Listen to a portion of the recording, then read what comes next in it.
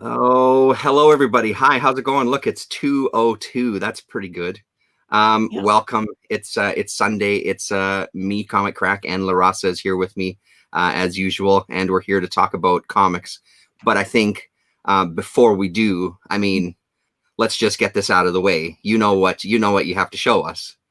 I'm gonna even make you big screen. You know what you have to show us. Yeah, hold on one second. Solo layout. Yeah, This thing is full seriously. out. But anyway, so Oh, yeah. dude. Look at the quality, man. I'm so impressed with this stuff. That's why I took it That's out from amazing. the packaging straight away. I was like, I made him like a rock star. Like, see, Yeah, that's you just need the guitar. you just need a flaming guitar in front of him, yeah. Yeah, So this is then the other piece goes on behind. no. It's actually somebody put it there, but this is supposed Oh, to be actually you put it on the characters. Like, look, I'm gonna try. Her head is ginormous. You know, remember Catwoman? oh, I see. Yeah, Supposed to put it on their head so he takes over. I understand. Yeah, I see, kind of like that. Well, But isn't that clever? because you see on that in the same line we have Batman and some other character I forgot now, and on that line it says put on the back. This is supposed to be going on Batman thingy, so I they showed see. you because if I put it on him, it kind of fits. Hold on, give me a second. Yeah. So Yeah, look. basically, when he's inhabited the other character, Yeah, isn't that smart? I also like the way that guy had it set up in that yeah. because it looks almost like his spirit leaving the body, which doesn't Yeah. really make sense for dead men, but it's still kind of cool. Isn't Yeah, that clever? you can do it, but it's like I mean, you can glue it in or stick it in with something. I tried to, but nothing sticks to it. Nothing sticks to it. Yeah. But I'm so happy. Yeah. Yeah, it's really good, nice figure. It's everything comes on nice. Yeah, like you say. And that's all that it comes with, right? Just that and that And head. two hands, other hands. Oh, I two hands. changed the Okay, yeah. hands. But yeah, like you say, you remember I showed you that that price tag. Basically, I went for it because free Yeah. shipping. And that Okay, that's basically good. it sealed the deal for me. Oh, And I couldn't find it cheaper anywhere else actually. So yeah. I only looked that one day just for a little bit. I haven't looked yeah, since, but I yeah. think So it's now something I'm gonna have to dig for. he's gonna stay in the rock style figure because why not? It's just I just Incredible. I'm gonna probably make my own guitar and I'm just gonna put it on it. So Yeah, awesome. That would be it's gonna great. it's gonna rock and Yeah, roll. yeah. Because I feel like Deadman could be like in like fucking like rock concert, like Yeah. just turns up and like why can't nobody see me? It's like kind of thing. Yeah, Like, yeah, yeah. do you know what I mean? It's like You'd be rock like and roll or a taking member of over. Yeah, taking taking over, over. yeah, a member of Misfits or something with that white face that he has. Yep. It was like, what the hell is going on? I can't sing anymore. Mhm. Oh, Sleepy Reader. Hello, Hello, Damien. Damien. Damien, look what I have. The man is back in my house. So you know that your figure is crazy priced. Did you see? I Yeah, showed you the I price. had no idea that Spectre That figure was going for so much. no, I looked kind of everywhere as far as I could. Thinking about it because I'm not an expert of finding figures and stuff like that. Because no, I was really careful because at the end of the day, um, a I just wanted to get something like that, like especially this kind of figures. And Spectre is always such a mysterious character, so I always Mhm. wanted to have it. But then the price tag is like it's nowhere available. Anything else in other line, I don't think they came out with them. Just that Yep, one particular, like you have the glowing one, and it's like yep. 70, 60 pounds. Like Which fucking is hell, man. that's mental to me. Like, part of me is like, damn, I should have kept it packed up, but then what fun is that, right? Like, then that's no fun. Yeah, Damien is not a good singer. We just saying that he could take over a band. So Yeah, imagine Damien easily. taking over the band. So yeah, I'm that's sure there's definitely a comic out there where he's done that. probably. I never There's know. got to be. Yeah. But yeah, there's the one gap in my comic book collecting is Deadman series, especially the Neil Gaiman's. But the price tags are astronomical. I mean, nothing. I mean, you can buy them like You mean the let's Neil say, Adams? yeah. Yeah. Uh-huh. Yeah, Damien, you're definitely lucky that you don't have any shops nearby where they There have was figures. a reprint series for the early Dead Man stuff too, uh, Hmm. and then there was a Kelly Jones. I'm looking Hmm. at the poster right now. Mike Barron and Kelly Jones. Hmm. There was a couple of them think one was called Exorcism, and I don't remember what this other one was called, and it doesn't have the name on that poster, but it was kind of like another circus one. Those are worth hunting down. Like, I think Deadman and Kelly Jones' version of Deadman is really badass. Like, it looks pretty good. Actually, hold on one sec, see if we can. That one right there. Yeah. Jeez, that looks so amazing. Like super tall and really lanky and really crazy features on his face. But some of that stuff it's not too bad. And it's a great series. It's really, really fun. I have one of the Batman and like team up that books with Deadman in it, and I love that comic book because it's inside, like him is in there because the character. I just like he's so mysterious. You can take over bodies, and you can do whatever the hell he wants. To be honest with them, as long as, but if you strong-willed, you can push him out, kind of thing. You know what I mean? But it's the way Neil Adams has drawn him. That's what really appeals to me. No, his version of Deadman is great.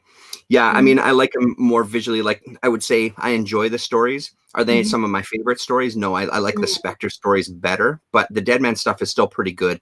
It has that kind of like a Fugitive, that TV show, The Fugitive, where he was looking for the one-armed man. Deadman is looking for a guy with a hook for a hand, and like, it's pretty good with that sort of thing. And almost like a Doctor Strange-ish type of element, where he wasn't necessarily the nicest guy when he was alive, and then he kind of dies and gets thrown into this kind of world, and so it's pretty good. But I mean, visually, he's a phenomenal character. You see, he has the D. You can actually put another D and turn him into Daredevil, basically. Daredevil, yeah, exactly, yeah. People D can and do D. Yeah, that's why I don't have. Actually, I don't have the Daredevil figure at all. No, it's kind of sad. I don't got one either. Ugh. No Daredevil here. Shame on us, eh? Shame on us. I know. Some fans we are. Yeah. So let me talk about this, eh? Yeah, please. But I'm not gonna spoil it because it's just came out this week. Scumbag. I'm gonna show you a panel. I can't show you a couple of panels because it's gonna spoil it. But the first panel is the first page is perfect. This is the art. So Rick Remender, LahRasa. I don't know what's his name. Oh, Louis LahRasa. So artist, and Denisio is in color. And then you have the back, which is amazing. And so this is and you have this second page. This is and that's introduction to him. That's wait, my finger. There you go. Scumbag. And this great art. Yeah, it's really good. It's full on. Like, there's no blank area of color. There's background as well.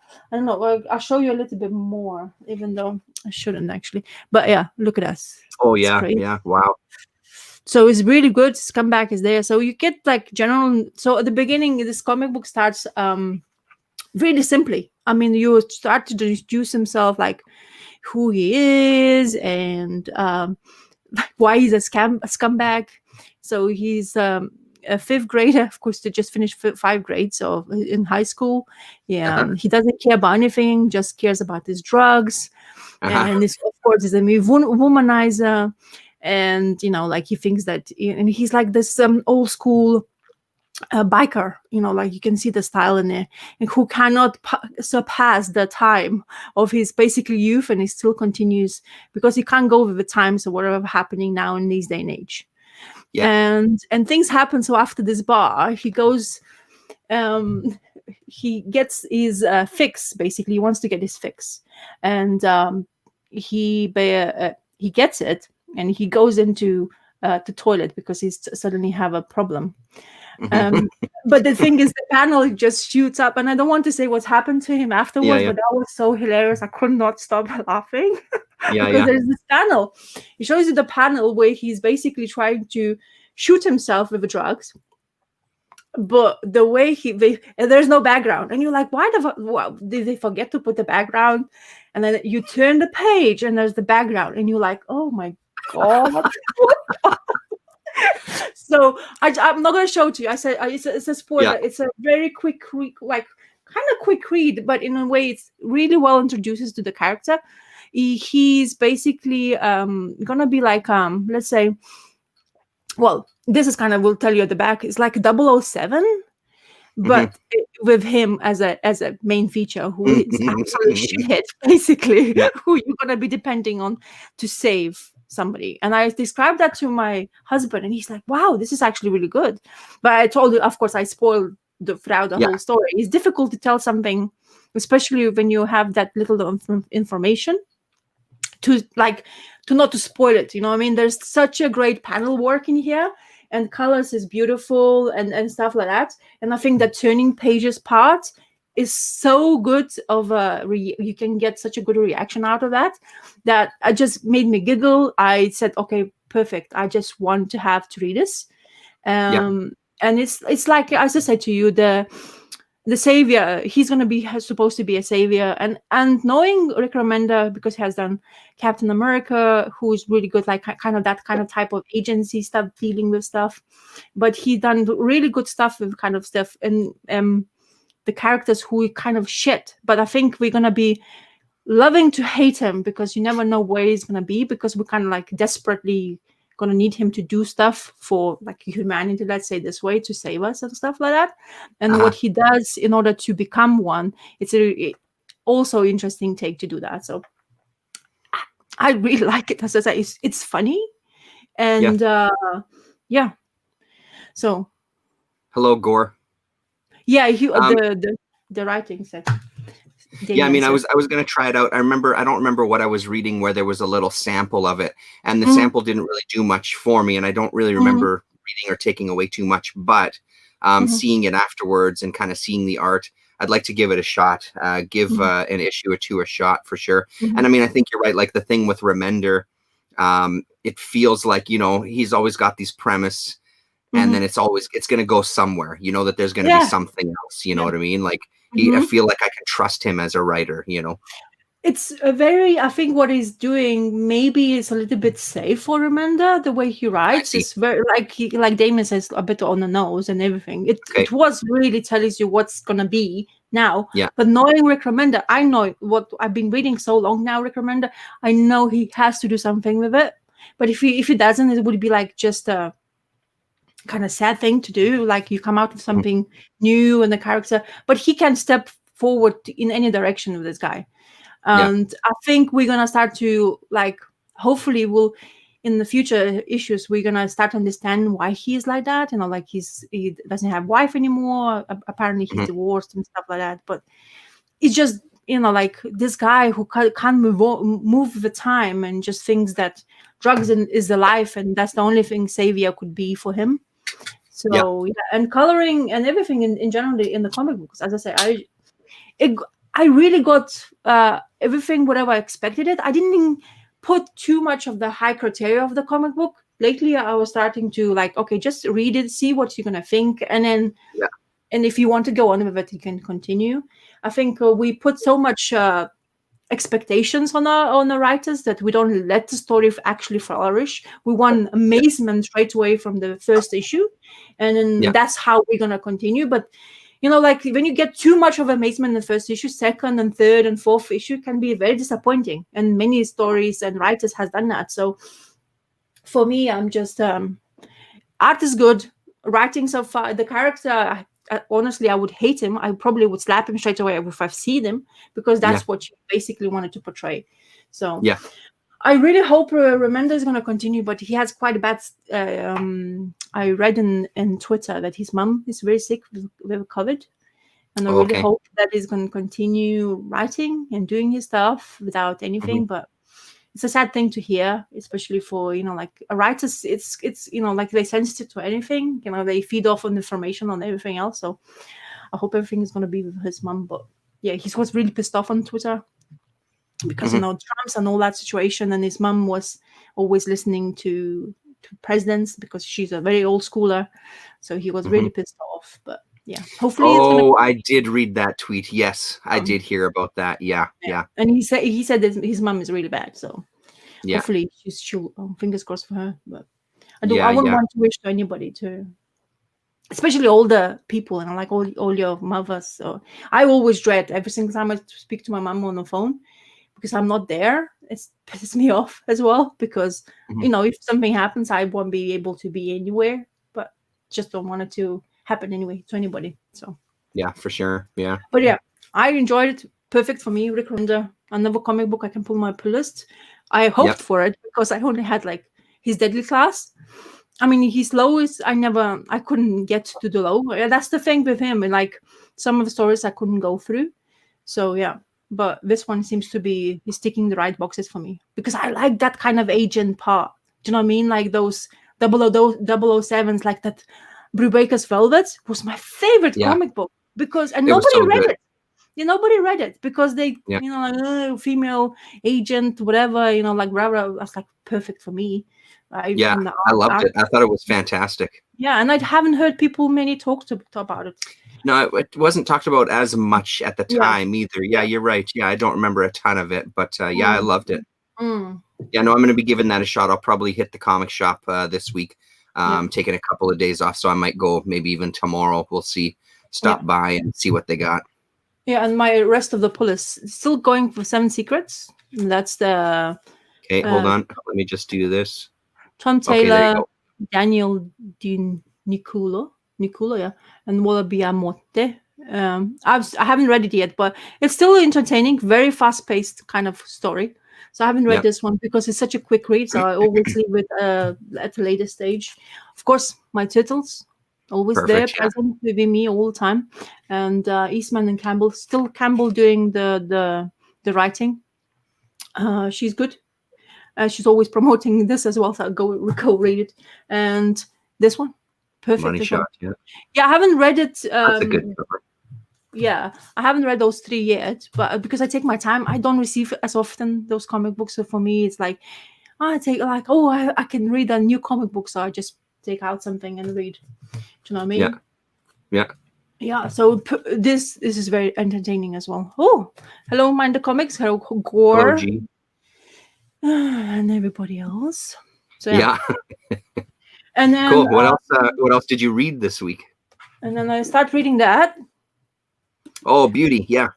but I haven't read much because I was doing other reading. Like I still read. Okay, so I read the first story of this.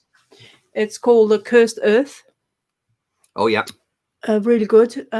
So it's by Pat Mills and Mike McCannon. An art. Really good story. Is basically Judge Dredd came to. He needs to help another city because they came up to this virus, which is funny. Reading this in this day and age, anything with virus is like, ooh, we need Yeah, Dredd yeah. to come and save us. Like do all that stuff. And basically they need to take the virus back to the city from one town to another one, and they have to cross this land where nothing is left after all the global things, and some people are taking over, like mutants and stuff like that. Really good, entertaining read. A lot of fighting, a lot of action. Sometimes there's so much information I get really lost because the panels, so much going on here. It's like I say, nothing blank in the background. So I just want to I just need to remind myself to concentrate in reading as well, because I just keep on looking at the panels. Yeah, it looks phenomenal. Those pages look so great. Yeah. And then they have this car to basically go through all this treacherous land they have to pass, and it also he employs this bad guy who's been in prison, but he's very good on the bike, and Dredd says I need him, so they basically have his to in order to go to their destination they have to go through things, and there's this like flying mice in these panels in here. So difficult for me to show this one here. In here, this mice, they after this or like they fly on like asteroids, like rubbish, like a tsunami, and there's this waves of swirling things of rubbish, and they're living through that. That's how they survived. the rats. So that was Okay. Yeah. so they were basically attacking one of the towns and they eating them alive. And if you eat them, like they touch you, you die straight away because they also poisonous. So there was a conversation with Dread as well with those rats, and he's like, "Oh my god, I'm gonna die!" And then, of course, not, because it wouldn't be a comic book if your main character would die straight away. And then Yeah. that's funny. I was like, "What is this? Like Mount Rushmore, really?" And then apparently they were this guy is in charge of that area, and he put his own figure head was sculpted for him. And he's a Muti. I think Muti Mountain it's called this chapter. So the story is like in like 6-7 chapters, which was really cool. I mean, reading it through the 2000 AD, I guess in original form would be quite like it comes out every week, so you always get feed with a new story, which is very cool, I think. But the art is stupendous. In here, every panel is like no problem, and like you can't see any like fault. Sometimes you kind of look at fault and stuff in stuff, like mistakes maybe they have made, but nothing. This is just like perfect. And the way they won in this story, Judd passed them because they basically had a rocket, and it's like they pointed at that head figure, that's the carved thing, said, "If you're not going to let us out, we're going to blow this up." And he's like so vain, the Muti leader. It's like, no, let them go, just make sure that my head is still becomes intact. So that was funny.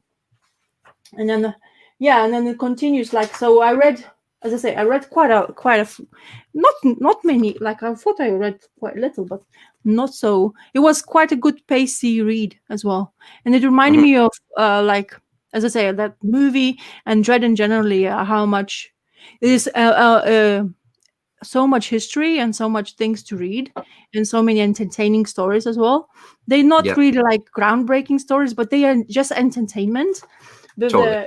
Like him coming to save and all those barbarians. And another thing you celebrate is that's the story I have finished. Not the only thing. Another thing is, which is I'm looking forward to read, is the first story of Brian Bolland, which is this one, which I haven't read yet. But his paneling and art, like I showed you previous week, it's a classic Brian Bolland, and it's really, totally really, really good. When you see, because you can see so many of like artists in this book, and generally you start comparing them, kind of thing, how they portray the Judge Dredd, especially the character. And of course, Bolland's Judge Dredd is really clean in comparison to others, because we have all different artists and how they portray stuff, but his Dredd is like perfect lines. There's no ruggedness in it, so really cool. I was gonna say, like, I was kind of liking the unhinged nature of the Mick McCann stuff. You know what I mean? It looked kind of almost sloppy, but not in a bad way. But this looks really nice too. So I'm looking forward to reading that story. So that's how far I went, because I read again. I don't have it here, but I read the Invincible and continued reading it. That's right. You were continuing, and I'm in issue 28 and still going strong. I'm really enjoying it. The characters are like getting stronger, like the things happening around is getting a bit more crazier because of the dad being left. He left behind like everybody else, but then you find out that he's meeting his dad again. He met his dad again, and dad is dead again. He has now a brother. And he's like, "What the? You just left us like 5 months ago. How do you have a son?" Yeah. And like, "I have a brother." Like, how do you do this kind of thing? Do you not have emotions and stuff? Kind of thing. Oh, Dr. Von Schiller. Dr. Von Schiller, how's it going, man? That's a nice surprise. Welcome. It's nice to see you. And Enigma Vibration. Thanks for tuning in. Very early vintage Dread finding its feet. Incredible artists. It's great stuff. Cool. Sorry, Rasa, go ahead. No, it's absolutely. This is absolutely fantastic, by the way. But Invincible is going so well. I mean, the emotions, how his dad is like, "Oh yeah, I'm changed." I think it's like, you changed, but you like you have a son, and then he has this relationship with species, and she's basically like a bug, really. Okay. his new lover is like a bug, but when he has like his brother, it looks like him, but it's purple. And the problem with Okay. that female lover or whatever, like whatever his love of his life now, she ages. She only lives for 9 months. So now he has a Uh-huh. problem because he has a son, but because he has the dad's DNA, of course, in him as well. He said, like, he's not going to live as long as I do, but in your Earth terms, he's going to overlive everybody else. So in that sense, it's all good. And he's like, Invincible looking at him, like explaining to him, like, I have a brother, and you keep talking about him, like, what's going on here? And he tricked him to Yeah. meet him, basically. Somebody went to like pretending like they need help, and Invincible just went in because he's a good guy. He wants to save everybody, kind of thing. He has these powers. Somebody asked him for help. It's like, how? Of course, I'm going to help you. You know, like, and the government who's actually paying his bills because of, they want to control superheroes and stuff like that. Like, you can't go. You know, it's like, you work for us. I need you. You know, like things happening on Earth. You know, we have bad guys. And it's like, no, fuck you, kind of thing. And like, how he shoots up in the sky, and it's like, it calls his mom, and it's like, Mom, he's his mom. I have to go. And she's like, yeah, you go. But his mom has big problems. She has no confidence. She drinks a lot. She can't talk to anybody because he's a superhero who left her. And on the TV, basically, if she would say something to anybody, they will find out who basically they are. And because she has a son who's a superhero, she can't say anybody to anybody. So she's struggling. Uh-huh. So now government pays her bills, but she's not happy because nobody, like, imagine somebody like who you knew for most of your life, like 10, 12, like if I would think myself, like now I'm married to my husband 10 years. Good for me. Yay. I should put a star for myself. Like, like, the kids get a star for a good job. I should put a star for myself. Good me. Look at me. Yeah. So imagine somebody after 10 years you live, you think you know him, and then it's just like, fuck you, say, I've never loved you. I don't care about you. I'm just like, you're nothing to me. Yeah. And you're like, what would you do then? You know, like that kind of yeah. That shocks me, kind of thing. Oh my God, if I put myself in that situation, I would go absolutely probably bonkers like her. You know, like, I don't know if I would be drinking myself to death, but yeah. You never know. You know, drinking is easy. The easy escape. Super easy. Yeah. Yeah. Because you just go to the shop and they go there, plastered on the wall, like, choose whatever your drinking is. Yeah. John says 29 years. Wow. Congratulations. That's pretty good. Yeah. My mom and dad. 10 years is the first the first landmark, though, for sure. Like 10 years is a thing. Yeah. My mom is 45 and my dad. I was like, what? I said, what? What? How old were you when you were married? Yeah. Like, because my mom, they married like when my mom was 20, and my dad was like, because my dad is younger than my mom. So I think my mom was 22, my dad was like 18. And there's life. It's another story. I'm not going to just portray that on YouTube and just tell you my parents' story, life story, how we met and how we married and why I'm here, basically. No. I have the slideshow all ready to go. Yeah. So anyway, Invincible is really good, entertaining, and surprising in a way, because it's Kirkman's writing, and it's still full of surprises to me, because it's a superhero comic book, which feels kind of like everybody says that, but it feels like it could be DC or Marvel, definitely. It would fit so well. It's just and the way he this is everybody else, like DC characters, or I haven't read anything about Marvel, because he used to be did he work? Yeah, he worked for Marvel as well. So he didn't diss Marvel that characters or have not yet seen him doing that. But those that Green Ghost. Fuck. I still think. Oh, sorry, I have to puke this out. Just it's crazy. Yeah. It makes me funny. That's the thing. Like, we've talked about it before, about this idea of latching onto a hero's or a character's story, so you can tell a bigger story, right? So it's and then if you're going to use that for some humor, that's pretty good too. So especially take a little bit of a poke at the superheroes as well. yeah, it's beautiful. But if you're able to do that, I mean, like in a good way, kind of, Yeah, it's not like it's just to have a laugh. I mean, you don't have to go all overboard and things. And then, yeah, of course, my full attention was placed to this because of your bad influence. I know it. That's So what I love doing. That's exactly what my role is around here, to be a bad influence. yeah. So So what did you think? so the first impression was that for me, when I at first I liked the way it starts. Oh, first, well, I'll show you the format. This one is almost the same size as a comic book, which I was very surprised by. Yeah, And I got it very cheap, which is another plus for me.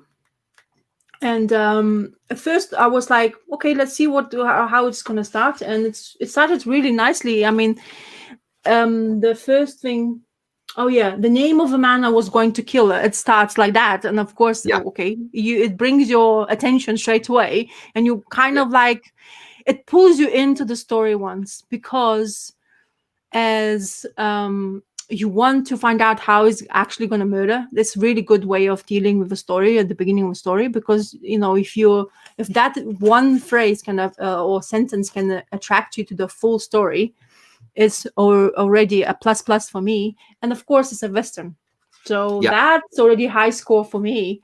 And the artwork as well, really, really entertaining to look at. Really good feel to the era it made me. And the story, the way it began, I was really surprised, like, okay, so you have this really rich guy who apparently was one of the richest, well, it's like, he's like a cow farmer, or how you call him. cattle cattle rancher. Yeah, cattle rancher, yeah. Yeah, So he is the one of the richest guys, and he's been on the lookout for his brother. Unfortunately, his brother's family, who located to the same area where they just travel now. I forgot the name. Do you remember the name of the town? I don't remember the name. Now it's gonna bother me. Lakota Sioux. That's how you Yeah. pronounce it, like Sioux. This Oh is yeah, Sioux. yeah, yeah. Yeah, so he's basically Sioux located this. Indians. Yeah, so he's located. His brother located to that town, and, and unfortunately, they were killed by Indian tribe, Yeah. Mhm. and they have a rumor saying that his son, one of the sons, who is alive, and they were taken into the camp, and they made him a white Indian, how they Mhm. call it, and that's the panel of Oh, the kid. sorry, No, pushed it's the okay. wrong It's okay. button there. It's okay. There you go. And you have the son. And the way the story went, I was like, okay, so you know what?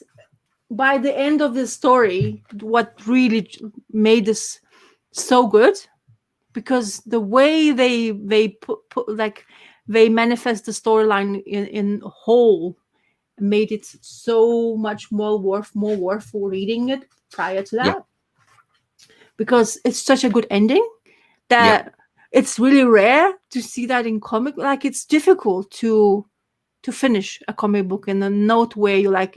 For me, I was surprised, and of course, really like happy the way it ended, because you know you don't always get that. And another thing, which was such a good, beautiful thing, so like so paintings. beautiful. Yeah. Like, it is, that's one of the things that struck me. Like, first of all, kind of what you were saying about the introduction to the book, I think is a phenomenal way to Mm-hmm. introduce it. And then it Mm-hmm. does the thing that I love the most, which is, Uh-huh. okay, here's your main character, and then Yeah. 8-10 pages later, it's like, oh no, here we go, let's go with this. Like, I love that kind of thing. But Mm-hmm. honestly, those painted double page spreads are just incredible. Like, they're really, really Such well a done, and I find it really adds a nice layer to the mm-hmm. story, where you're getting, it Mm-hmm. allows you to kind of really be in that world, right? Like, look at that Yeah. shit, it's really incredible. Yes, it's like a proper, like I would definitely put this as a painting on my wall. I Yeah, really enjoyed this. So I Yeah. don't know. I don't think. You want to spoil the way the story went? That's why I'm being jumping in I and mean, out. totally can. I think at this point, if people want to check it out, they should check it out. I'm interested to hear what you have to say about the way you liked Mm-hmm. what did you like about the ending? Because I found the ending, like I thought the ending was great. Don't get me wrong.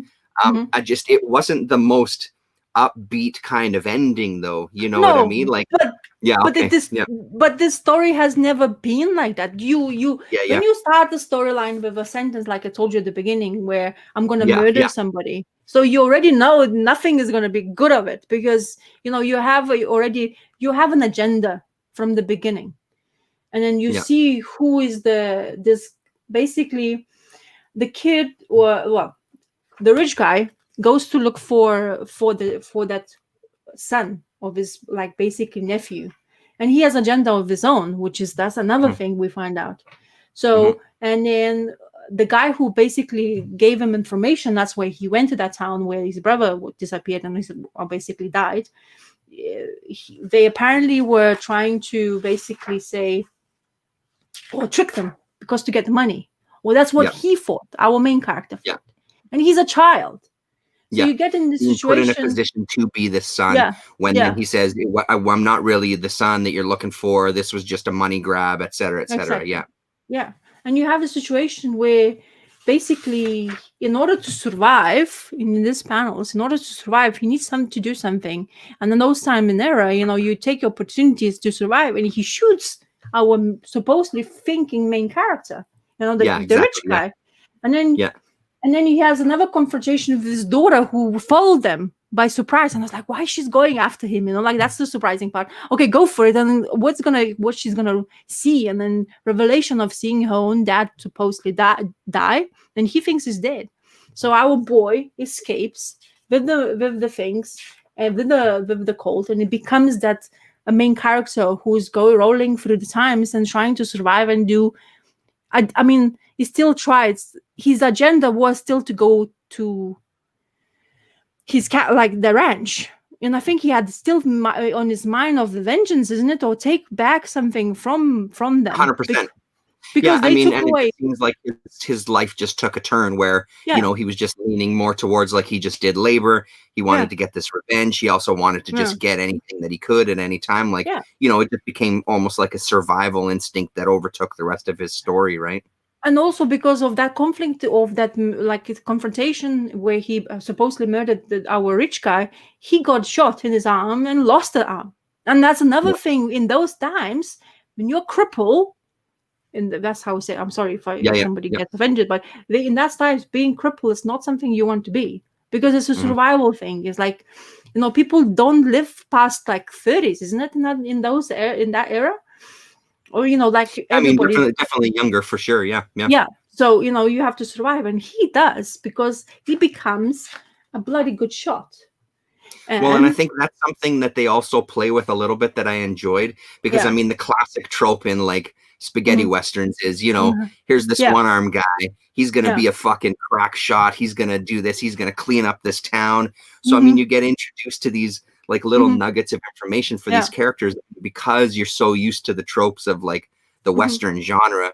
Yeah. I think it does really well with kind of leading you that way a little bit, but it Hmm. never really fully goes into that, because I mean, it's like, okay, we're not going to explore that. We're going to explore this. You know what I mean? Like, Yeah. we're going to follow these characters, and we're going to follow this kind of like Hmm. almost like power dynamic between these worlds, in this world, like these Yeah. different personalities in this world, right? Another thing, what really kind of like, maybe it's a bit of like, he went to that town where he got a job. Do you remember? Mhm. He's like, Yep. I'm looking for the job because he's crippled. Okay, come, I'll show you. I just want to Yeah. like Yeah. find a job, and then they kind of forced him into work. I was like, Yes. why did you accept it? Kind of thing. Did you Which like? Are you again there? was just a pure setup, right? Yeah, Like, we got yeah, to get this one-armed guy in there yeah, because then we're going to be able to rob this fucking bank and yeah, it's going to be fine. And you just yeah. kill those guys. You know what I mean? Mm, Yeah. yeah. And the saddest part was when he has this another young orphan guy who was so happy about getting paid, and unfortunately, in his own demise, he got shot. Smoked him. He got Yeah, smoked. Yeah, like really badly It's smoked. got to be death. It's a Western. It's got to be, Yeah. someone's got to suffer. I This mean, is like as much as all the positive stories and stuff, like there's something about this kind of book that mm-hmm, just works for me really, really well, that I'm just mm-hmm, I just lean towards a little bit more with like the noirs and with kind of like the, mm-hmm, the black humor and all of this kind of stuff where it's a little grittier, it's a little darker. I mm-hmm, also like that, at any given time, especially with a book like this where you're sort of following all these different characters, and I like being in a position where I'm mm-hmm. not really sure who I'm rooting for, quote, like quotes around that heavy, you know what I mean? Like, who's Yeah. the person I'm supposed to be identifying with? Who's the person that's leading me through the story? And if Mm-hmm, it's a person that's maybe, like the main character in here, where you're not really sure mm-hmm. 100% what his motivations are. You have a pretty good idea what his Yeah. motivations are for sure, but it's I don't know. I like that kind of thing a lot Mm-hmm, more. It gives it more life to me anyway. mm-hmm. And the Which is thing is, kind of the same thing that I liked about Pulp, right? Like yeah. it's that same kind of thing. It's not exactly you're not exactly following the Mm-hmm. best leading example of a lead character in that book, right? Oh, You're okay. following someone who has this checkered past and who's looking to do something bad, and maybe it's for a good cause, et cetera, et Mm-hmm, cetera. But mm-hmm. I like that kind of ambiguity with stuff. Mm. One of the best panels for me is those like shooting things, and then Hold on, I'm it's gonna like, oh, expand you there yeah, it's like a typical again. Western part of the movie. And this guy, Yeah, I don't see any, and he gets shot in the eye. Man, this is just like yeah, yeah, like exactly what Westerns like used to be shooting things were. And then afterwards, all this confrontation in the bank while they're yeah. saving, and of course he was a shoot and meeting the girl again. Hmm. And he got shocked as well, even though he's knowing like, okay, this is where I basically intended to go into, and then I got confronted quicker than I expected with her as well. Yeah, So yeah, and then he became a town's basically a a golden hero. goose. Yeah, Yeah. where they think like it's unstoppable now. Like with one hand, and he can shoot this well. Yeah. Everybody's so pleased with him, and everybody's so happy with him, and then of course, because whatever happened, she doesn't recognize him, I think, Yeah. if I'm correct. And then Yeah, she offers, not at first anyway. not at first for sure. And then she offers him a job, and that's was like, no, I'm not going to accept the job. And then Hmm. another bad thing happens because it's a Western. You're never gonna go in the right way, for your Yeah. heroes or characters you follow. And that basically the sheriff, who was in cahoots with the bad guys for the robbery of the Hmm. bank, Hmm. for him, and for unfortunate thing, he didn't kill him. And Yeah. that's the typical Western. That's why it's so likely. It's like, yes, exactly what's gonna Yeah. happen. He's gonna be bloody shot by this douche, or something happens because of him. And Yeah. exactly what happened. But about the ending, the way it ended, okay, he has portrayed his love towards her, and like, I'm a stranger, but I'm gonna pretend to be your kind of like cousin and stuff like that. And she's like, oh, you're Hmm. my cousin, we can't do this, we can't do this. Hmm. And then our shit sheriff comes in and tells him that you're a liar, you pretender, you're gonna be shot dead, killed, blah blah blah. There's no way, and he's escaping. And then time passes. Okay, he dies, of course, our main character dies. Hmm.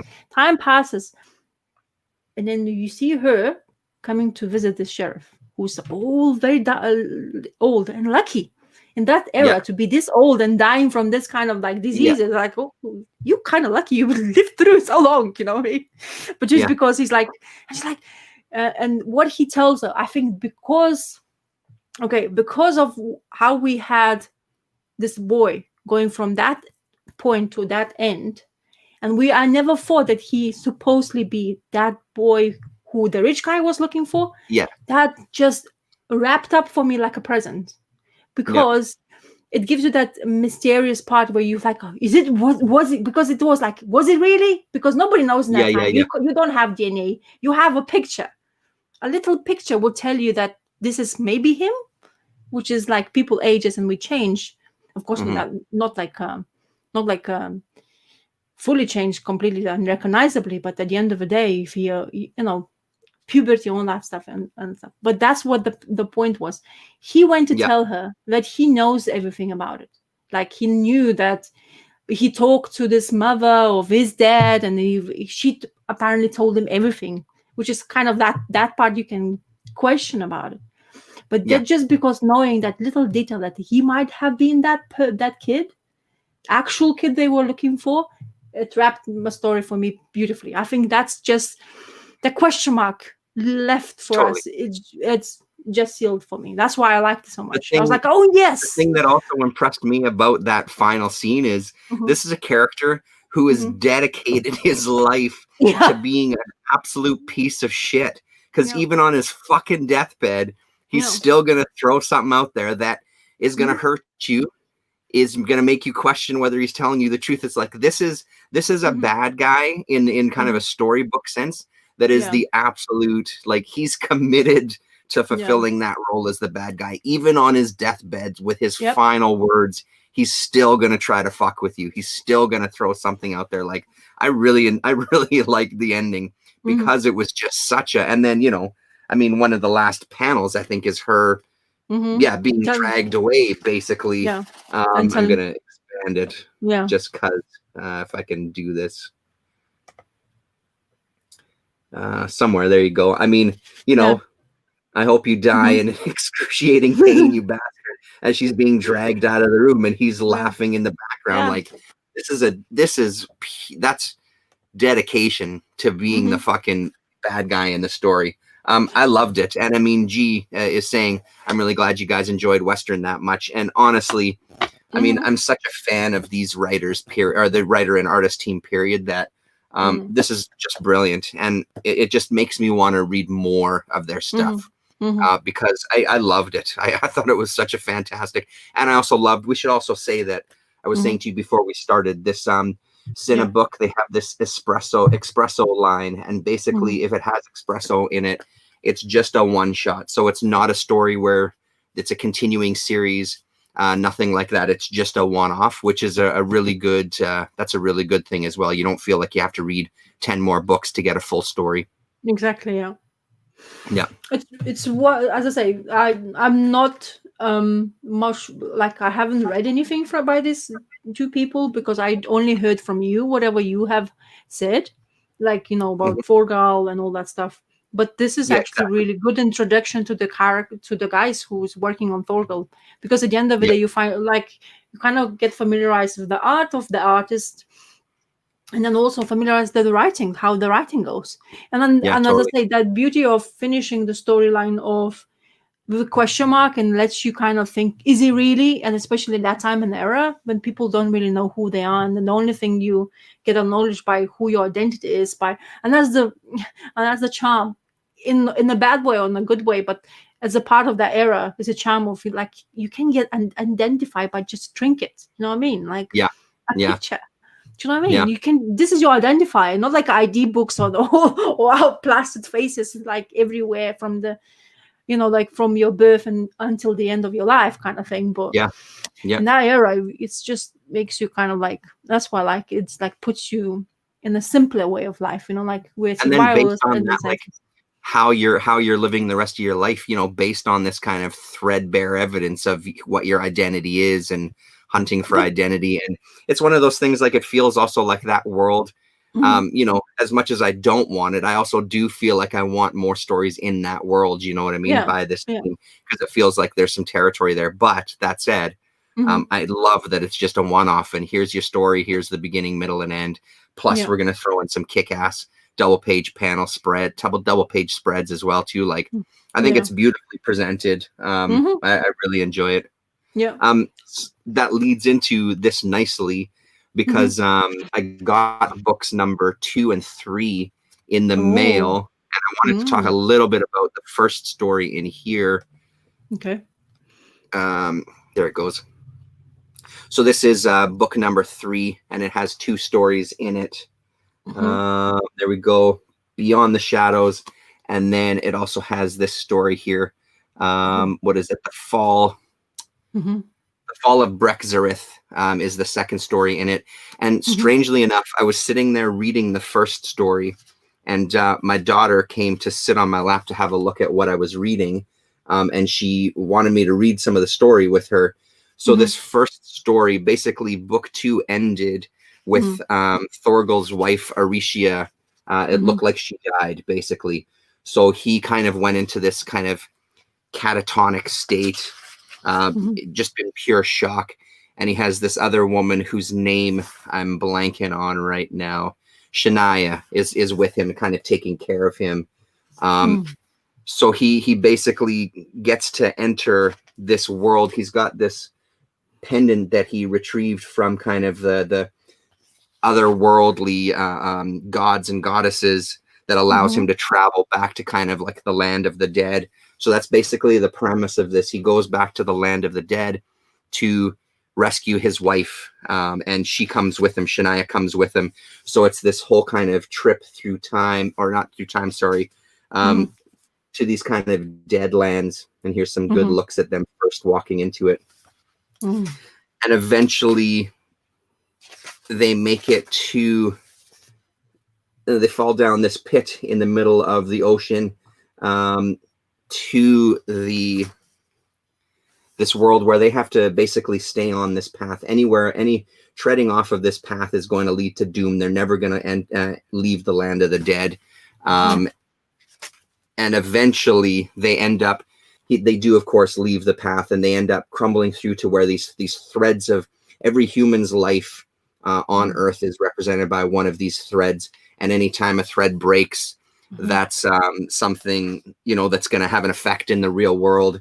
And basically, in order to save his wife, they're talking about, well, all you have to do is just shoot this arrow randomly into these threads.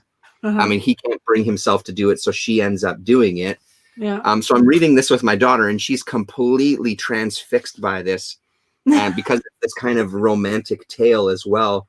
So Shania ends up shooting the arrow, and when they go to leave the world, it's found that Shania actually shot her own thread, so she's dead. So she sacrificed her life. She was in love with Thorgal, so she sacrificed her life for his wife, which my daughter just loved, and she turns into a butterfly at the end, basically. And my daughter was like, she was completely transfixed as I was reading this. So her thing is like, okay, Dad, we got to read more Thorgal. So we read book 2 yesterday. I had to kind of skip over a couple of parts because there is a couple of parts that are a little bit violent. This guy is dressed up as a bird and they want him to fly, but he ends up crashing and dying on the rocks. I sort of had to gloss over some of that stuff, but she's completely on board with this story. So I'm kind of excited to continue reading them, because there's a couple of, for the most part, it's fairly tame. I think I can manage to read them to her and skip over any of the intense stuff. But I mean, it sort of turns into a sci-fi book. It has hints of kind of like horror elements. In the next book is where I started reading the Thorgal series in book 4, and I found it a really great place to start. But that one is almost like a bit of a ghost story. This kind of spirit of a child is visiting Aricia and their son, whose name I can't remember right now. But so that's kind of like, again, sitting and reading those volumes and how comfortable it is. And that's, I think, the thing that's working for me the most with Van Ham is I find his writing really easy to get into. I don't find that there's much of a curve into the story, like a learning curve into the story, or a bit of like a rocky area. I find myself at this point, especially, completely at ease with entering his world. Cause I mean, I've read 13, a bunch of that, Thorgal, and now Western as well. I love his style. I think it really just flows naturally. So yeah, I mean, that would be the next recommendation. If you see them for cheap, if you see them used, pick up some Thorgal. I already looked. Oh, did you? Okay, yeah. But I'm not gonna, I need to be like pacing myself with that kind of stuff. But I will, but the ones I've seen, like, not cheap. I mean, oh yeah, okay. I mean, not like, this was £6, so that was really cheap for me. This is exactly territory I want. I'm not saying the money wise, but just I always make sure I pace myself in money spend, especially when you treat yourself to this little thing as well. yeah. My dead man rockstar now is gonna be called. And then Look Minor Comics already recommending us something else about the this great creator and artist, which is The Great Power of what Schninkel, Yeah. something like that. So, Not, but never published in English. I'll have to go back and look for that video, G. It's a crazy fantasy story amalgamating 2001 Space Odyssey, Christian myth, and fantasy tropes. I made a video about it. And I mean, honestly, I would say that those kind of things that he's saying there would apply to Thorgal as well, too. I mean, there's some religious elements to it. There's some, sci-fi elements to it, almost like Superman elements. Actually, in this book, it mentions in the Rosinski part where the same Okay. story. He just It is, hey? Yeah. So it's At the back, no. yeah. So, Show that again. yeah. Ooh, there. Oh yeah, okay, yeah. You see, it says. I do see it there. Yeah, on the other side. I can't. This camera is really flipping me. So yeah. So yeah, it's definitely. I mean, we'll be on the lookout for some more. So the Thorgal is non-continuous. Yes, you can just. It's continuous. Yeah, it's continuous. I think there's 20 something volumes, right? Yeah, I've got the first 9. Yeah. And it's the ones to look for to get the best deal are the first 6 volumes, because with those first 6 volumes, it's 2 stories in one, and they're the same price as the single volumes. And honestly, like I said, like I jumped in on book number 4, and I didn't feel lost whatsoever. It feels like it's one of those things that, sure, yeah, maybe start at number 1, but I don't think it's 100% necessary. Just to get a sense of it, you'll find your footing pretty easily. Okay, cool. I'm definitely gonna have to have a look, because it's as I say, if I see something in Western type, it always gets my attention first, all the time. Because the thing is, the minute I see it, as I say, something I notice more and more that's my cup of tea, and I just so get immersed in that world. As I say, maybe it's like too cruel and maybe too simplistic. Not is the wrong word to say, but it's just it makes me feel like I get jumped into that era kind of thing, and then just feel like the cowboys and all that stuff, even though I wouldn't want to live in that era, to be honest. Although probably I can survive if you be a good shot. So probably, but if you're a good shot. The thing that always surprises me about that too is when you think of like the history of humanity, it's really not that long ago either, is the other thing. We're not that far gone from it. You know what I mean? Yes, it's it's an amount of time, but it doesn't feel that far. And I mean, Gore was talking earlier, just about kind of in the United States, especially some states, maybe more than others. At times, it's like the Wild West is still there. You know what I mean? Like when there's violence that's happening and people are getting shot and that sort of thing. So it then even feels a little more closer to home when you think of that kind of time period, right? So it's but as I say, you recommended it, I read it, I really enjoyed it. So cool. That's the best part. Hello, Splash Page Comics. Hello. Another one that I read last night or yesterday, actually. So I have my guy in town, Greg. He sent me all of his lists. So over the past week, I've kind of put together a wish list. Like I've got it on the computer. As I'm still continuing going through my books, I had a few things to trade. I have a pretty substantial list. I didn't give it to him. I still have it on the computer. I'm going to kind of piecemeal it. So I did have a few things to trade. So I sent him a list. And I read these 3 volumes of Bell's Theorem by a German writer artist. And this was his first book for an American audience. So it was, I don't know if, I think from what I remember reading that it was specifically written for an American audience. Now I'm imagining that it was written in German and then translated. And it's one of those things, like there's parts of this that didn't work for me dialogue wise. And it felt like maybe it came down to a translation, but it's a pretty damn good series. Like this is still early in his career. I think 87-ish. And I think he started doing comics in kind of around 84. Again, I'm trying to go off of memory of reading on Wikipedia and stuff. And I mean, one of the things that you get a really good sense of what the story is going to be right from page one. Our main character is in prison, and right out of the gate, he's about to get shanked and stabbed by some of the other prisoners. So it ends, or it starts rather, it starts very brutally, and there's, intonations to other things that are going to happen happen sometimes to males in a prison. And it just kind of goes from there. But it's this kind of idea he's going to get a reprieve. He's going to get paroled if agrees to participate in an experiment, kind of like that classic story. We're going to do a bunch of crazy shit to you. But again, like, it's another thing that kind of Western did. The storyline for that even doesn't last very long, because by the end of the first book, he's broken out of that facility and he's going on. So it's this kind of not mistaken identity, but he apparently looks exactly like this other professor who was. So I guess Bell's theorem is something from like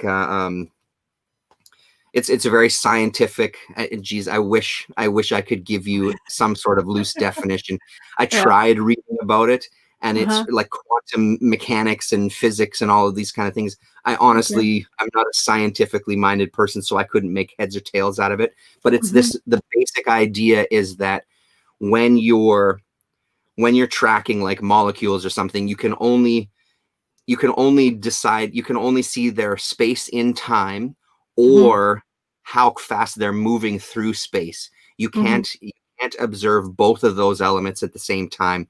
And the idea that all of these elements can be occurring at the same time is the very, very, very loose kind of theory. So this idea that everybody kind of exists in multiple forms at the same time, super kind of heady concept. It's way more basically presented in here than I'm making it out. But it's that kind of idea. And by the time I got to the end of book 3, I was sold. There was some rough parts in book number 1 where it was kind of losing me, and it was more so because of the very rudimentary kind of dialogue. And I mean, this guy is a guy that's been in prison for a long time, so he has some instincts, pardon me, that just maybe aren't the most admirable, But again, it's this Catalan communications, and whenever I see this stuff, whenever I see a spine that looks like that, and it says Catalan, or it says Comcat, or it says Cinebook, like, I'm on board. I'm going to give it a shot. He did a couple of other books for an American audience. I think he had a series for Dark Horse, and I don't remember what that one was called, a mini series. I read a couple of reviews online about it, and apparently it wasn't as well received.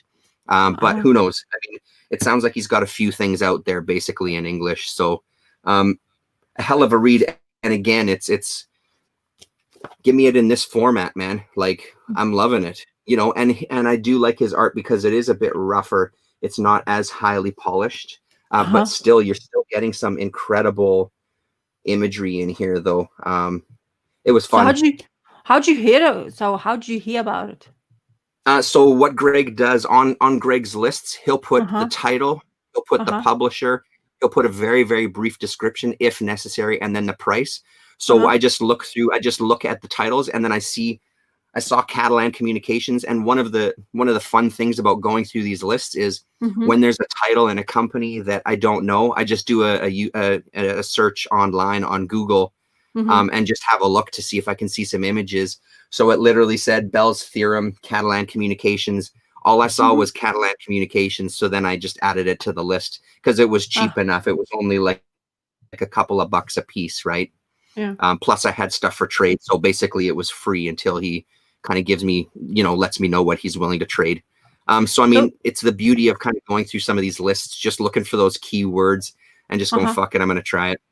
Yeah. So it's like almost random for you, you see something what attracts you, like in your, like whatever is written, and you just look at it and it's like, okay, I'm going to try. Yeah, totally. I mean, it's like, it's like buying DC or Marvel, right? Like there's people who are It's just true. going to buy DC no matter what they put out. For me, it's Oh these yeah. European companies. Like if I see Fantagraphics, if I see, Mm-hmm. you know, like I said, Cinebook and Comcat, Yeah. I'm just going to give them a shot because why not? Mm-hmm. Because at this point, I've had so much success. Or NBM is another good company Yeah. that I'm Yeah. really digging stuff from, and I don't find much NBM stuff. Mm-hmm. You know, I'm just going to give it a shot because I know for the most part it's going to be Yeah. something in that world, you know, something European Mm-hmm. that I've never had exposure to, right? So, Yeah. and I think that was also part of it too with this story. Obviously, there's the translation element, absolutely, but I think it's in. I think I scanned it. Yeah, in one of my comics journals, I Mm-hmm. actually scanned the article and printed it out and put it inside. They do a Uh-huh. review of issue number one, and just Oh. talking about it's just Mm-hmm. a storytelling that we're not Mm-hmm. used to in North America. It just really isn't because we're Was used it? to that kind of superhero and even independent. I would still say it's sometimes mostly true again, still now, even with the Uh-huh. independent books. There's a different kind of pacing. There's a different type of storytelling that happens with Yes. these. That, like I said, I'm right in that headspace these days where it's really working for me. I'm Mm-hmm. open to Yeah. reading those stories and like I'm drooling for Mm-hmm. more. You know, I really want more of it, but it's not that easy to find. Mm-hmm. Mm-hmm. And Sounds then, sorry, sounds go good. ahead. No, sounds Yeah, good. it's Whatever you say, the beginning of that first panel is kind of like is the stepping point for you to read in sounds brutal, like what you showed in yeah, that first panel, but yeah, it's yeah. intriguing, especially that name. It's kind of never heard of that name, but Bell's theorem. Yeah, I hadn't yeah, heard about it because either, and I'm I not did the some. like we said, me and my husband say we're not scienticians, No, so to yeah, yeah, understand, that's the yeah, whole thing. But yeah, yeah, it's yeah. And intriguing. it feels like it's one of those more like here's some really here's some really fancy theory to Yeah, frame our story in, which doesn't necessarily have much to do with it. It's yeah. that kind of thing. And Hmm. then the other thing that I read this week, or just in the past couple of days, this was the Hmm. last of my order to Book Depository. So Oh Book yeah, yeah. Depository, you'll make one order to Book Depository, and they'll break it up with what they have in stock because they Hmm. offer free shipping. They've got some deal. So with my first, they sent me 2 books, then they sent me 1 book, then they sent me 2 books instead of waiting. So I got Interesting. the first 2 volumes of Valerian. Valerian in the mail. Hmm. Yeah, and I'm gonna try this again. I remember Dr. Monkeybot was showing that as well. He was picking it up. Yeah, and I'm curious to see what he thinks if he's made it through that book. Hmm. Because honestly, uh, again, this was one that I thought maybe Lillian would like. So we started reading. This is book number 1, right? Yeah, this is book number 1 here, The Hmm. City of Shifting Waters. And Hmm. it didn't really grab my attention that much. Oh, And really? then I dug into book number 2, The Empire of Empire of a Thought. Thousand Planets. I liked it a little more, but Hmm. Valerian so far, it's not like grabbing me. It's not like it's good. It's not a horrible read by any stretch, but it's Uh-huh. just not grabbing me. The other book that I have that I've talked about before, I found that Hmm. one really, really good. And it was because Laureline, I think it was partially due to the fact that Laureline was kind of the focus Yeah. in that story. And I really liked that idea. This one is Hmm. a little bit more traditional. There's even a couple of scenes where, Laureline is going to make some dinner for them and stuff. And it was just like, after reading that other book where she kind of kicked everybody's ass, now I'm reading Hmm. a story where she's making dinner. Like, come on. Hmm. Um, the art style is pretty great. And the stories themselves, like I said, it's not the worst story I've ever read in my life, but it's not something that I think I'm going to go out searching for. And it might also be one of those series. I mean, this is the amount of books that are out there. You know what I mean? Like Whoa. Whoa. 22 books at this time. Uh-huh. So there's a lot to read, and it might be one of those that just gets better with time and that sort of thing. Hmm. Um, but yeah, they didn't grab me, and Lillian was not interested whatsoever. Kind of halfway through the book, like we read half of it before she had to go to bed, and she was Hmm. like, "Nah, I kind of can tomorrow. Can we read Thorgal instead?" I'm like, "Yeah, we can read Thorgal tomorrow. That's fine." She's like, "It's not really." She didn't really like it. I think her words were, "It's not really doing anything for me." So I think she picked up on some of my language there. It's not really working for me, Dad. No, that's funny. But it was worth a shot. Indian Summer I have, and I enjoyed Gaucho. I don't know that one. Hugo Pratt and art by Mil Manera, both from the late 70s. Yeah, Indian Summer, I enjoyed it. El Gaucho, I'll have to keep an eye out for that one. I've not read Indian Summer nor anything. I'm looking actually because they Yeah, recommend. While I was looking already to see what it's, because I remember seeing that. I think they probably done a video of themselves because I remember the faces, and I think maybe Earl Grey has done it as well on us, but I'm not sure. More than likely. Yeah, more than likely. Yeah. Oh yeah, talking sure about kids. So I was watching your video about that what Spinch computer Yes. game. Yep. So my son got completely amazed by the graphics. So I went in to look in my phone to see the video, like the actual I guess like a promotional video of what Okay. game is all about. So I showed him. He did not stop from the beginning of the video to the end. And that's about 7 minutes of the video. And attention, see, for my son to have that much attention, it was like, wow, you're really liking this. He absolutely was amazed. But afterwards, while they were doing that video, showing everything was all nice and beautiful colors and dandy, and then they opened that one of the babies. I was like, oh my god, what I'm showing you. Yeah. But it's like, like hopefully didn't register. But yeah. my husband was like, what is this? It's like, it's a new game. And it's like, oh, so you should download it. It's like, yeah, but this is for like PC or Mac. And he's like, oh shit. Because we game quite a bit. Actually, we have PlayStation, we have an Xbox. Yeah. So we do enjoy gaming. And funny enough, I found out they have the game released on Nintendo Switch as well, which is one thing I always wanted to get, but I'm probably not gonna. It's an investment. It's almost like a new console, but it's nice that they have this game on Nintendo Switch. I might, if my nephew gonna come visit because he has Nintendo Switch, I'm gonna convince him to get that game because I just want to play it. Bring it over, Because it's so beautiful, so many colors. It's I'm not gonna talk much game anymore, but I just wanted to mention because I just was so amazed by my son's attention, like complete full attention through that whole video. It's like, wow, this is it. Maybe beautiful. Well, and I mean, honestly, like I'm not much of a gamer, and I don't find it. I find it still a really fun game to play because it's not. I mean, I finally did reach a level where I was like, okay, I'm done, because I had to play it over and over again to try to pass it. Finally, my son passed it for me, thankfully.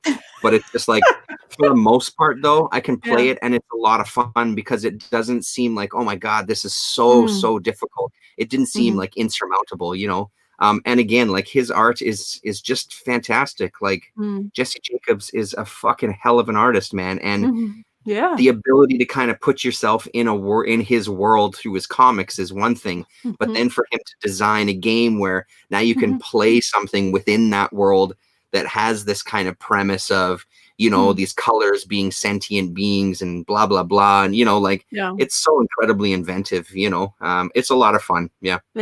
It's really beautiful. I mean, all that like scenery and stuff like that. They dancing, all happy, all those bubble characters, and then suddenly there's more color coming in, and it swallows them. Like, what the? So really good. I mean, I definitely. I was thinking, but I hate. I like gaming generally, but PC gaming is never my forte. I always went in the consoles. My nephew is absolutely PC gamer, like full on, because.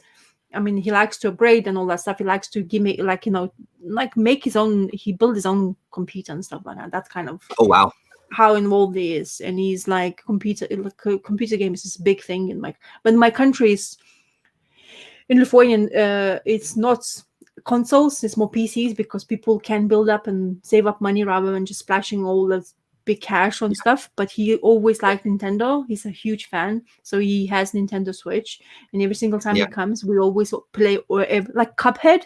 The Cuphead game. I absolutely love Cuphead. Exactly. So we played that game, and throughout his stay, we only played that game because I wanted to play it as well, because I was like, "Fuck, it's so beautiful and it's so Yeah, difficult." It's such a yeah, difficult game to play, but it graphics really is. Yeah, amazing, amazing yeah. graphics. So yeah, So so we live in Manitoba, and literally the next province over from us, if you travel yeah, west, is Saskatchewan. The uh-huh. creators of Cuphead are from that province, Oh and shit, then they collaborated with some people, I think, in Toronto, uh-huh. possibly Montreal. Yeah, They did like a 3 album set of all the music, because they mm-hmm. recorded the music with like a jazz band and stuff. So Yeah, yeah, it's I absolutely I love that game, and the thing that drew me to it was those graphics. Like it yeah, feels like you're playing a Fleischer Brothers cartoon, yeah, basically. exactly. It's really incredible. When my nephew showed me, I mean, I heard about it, but never like, like, it's another game. I, never needed. But when he came to visit and he's like, look at this game.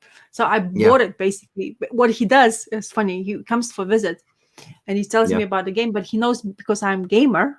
It's like, okay, yeah, it's like, okay, I'm gonna buy it for you. So I bought it again. It's like, so every single time he yeah, visits, he yeah, gets the game from me. It's like, yeah, I know exactly what you have to get. But it's just I don't see him as often, but we get along because this is our thing, kind of thing. yeah, It's difficult with a teenager to speak, but when you find the same words, like the same things, whatever attracts, like to whatever you get attracted to, it's so easy yep, to communicate. Then the yep, person just opens up to you. And teenagers is totally. so difficult to open up to, Oh especially God, the yeah, people, especially who you don't see for like a year, or like yeah, I usually was seeing him once a year at least. And he always wanted to come for visit because he knew that we're gonna just spend it on gaming and stuff like he's gonna get yeah, all yeah, attention on that point as well.